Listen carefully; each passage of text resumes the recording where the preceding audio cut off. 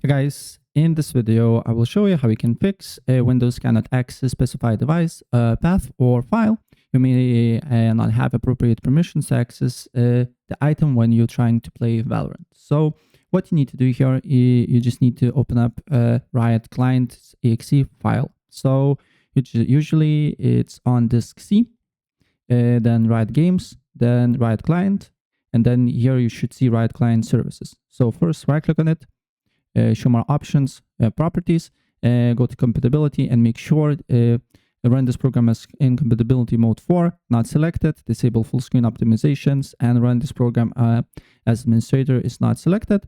And then you just need to run Riot Client here, and it should open up. And then you can play Valorant here, right? And hit play. And if it's working for you, then what I suggest to do here is to right click on the Riot Client Services, show more options, properties, and then show more options, send to, select desktop.